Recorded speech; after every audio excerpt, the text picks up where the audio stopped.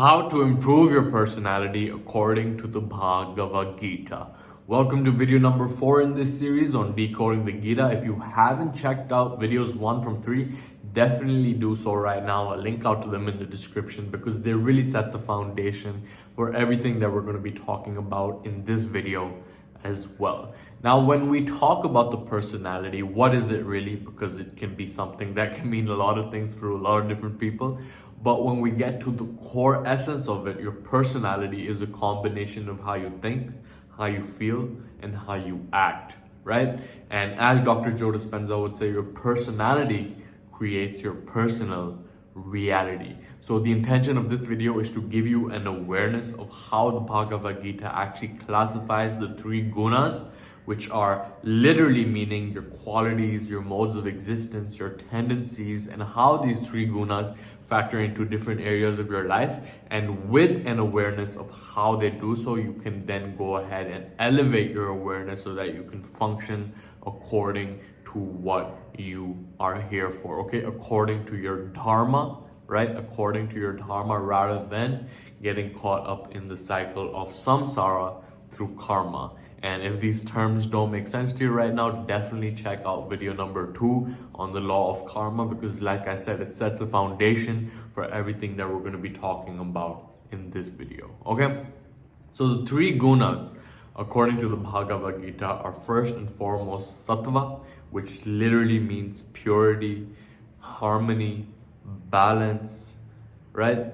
That's what it captures. Like, these terms in Sanskrit are hard to translate literally. That's why we associate a bunch of different words with them, because the language in itself is so rich, so deeply spiritual. So it's important for us to really capture the essence of the word with a bunch of words. Okay, so sattva means it basically means purity. And then we have rajas, which literally means greed, which literally means action. Okay, action. Greed is characterized by egotism, and really it is coming down to selfish desire at the end of the day. And then the third gunas is tamas. Okay, now tamas is characterized by ignorance, indolence, sloth, and sleep. So what we're going to be diving into is how these 3 gunas factor into how we think, how we feel, and how we act. And when you have an awareness of how you might be functioning in different areas of your life according to these 3 different gunas, then that is a call to really elevate from the lower levels to the higher levels, okay? So with sattva, the thinking is really characterized by seeing the divine in all, right? Seeing the unity in the multiplicity of creation. And this is really at the core of the teaching of the Bhagavad Gita, right? Krishna is saying, I am at the core essence of every human personality. I am at the core essence of every being, right? And seeing life for what it really is, as unity appearing as duality, is when we get to that higher state. It gets to when we can actually see people for who they really are, as aspects of the divine, rather than what our mind has conceived them to be in comparison to our own ego, right? So the thing with rajasic gunas is the thinking arises from selfish desire, right? And there's attachment, and what this does is it binds us with selfish, compulsive action, okay? And what sattvic gunas binds us with is understanding, right? And really it comes down to the thought process. Is when you have sattvic understanding, it's like you know when to act, you know when not to act, you know what is right, you know what is wrong, you know what brings you security, you know what brings you insecurity, you know what brings you freedom, what brings you bondage. And that is really the characterization of sattvic intellect, right? With the rajasic intellect, it really confuses what is right, what is wrong. It's hard for it to distinguish. And the core driver really comes down to the fact that when you have this intellect, it's about worshiping power and worshiping wealth, right?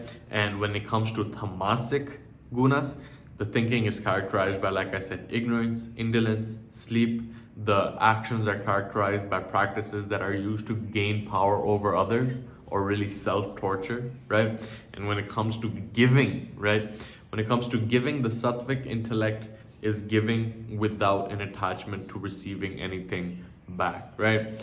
The thought of return is not even thought about, and the giving is to the right person at the right time in the proper circumstance to the worthy person.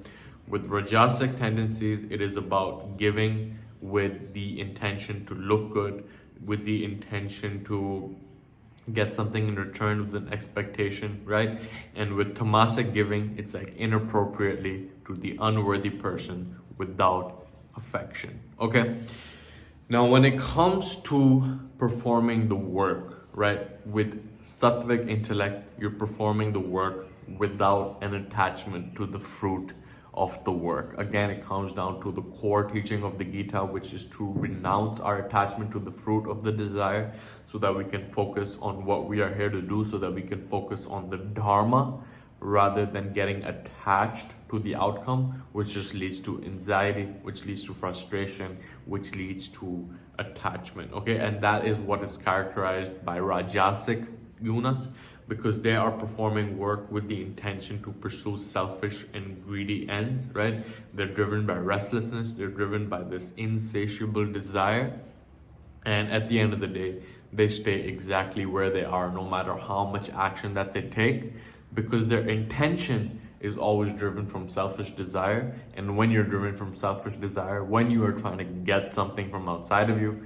then you are reinforcing the reality that you are not enough, that you need something outside of you to feel like you're enough, to feel complete, and therefore you are trapped in the cycle, right? With Tamasic work, it's like the work is taken blindly and they're shrouded in darkness. They don't even know what is right or what is wrong. They actually reverse both of them, right?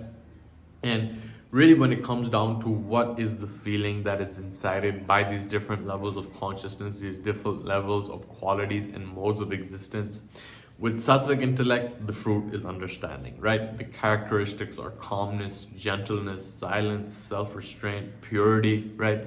There is a freedom from egotism. There is full of enthusiasm. And as a side note, enthusiasm really comes from the root word entheos, from Greek, which means God within, right?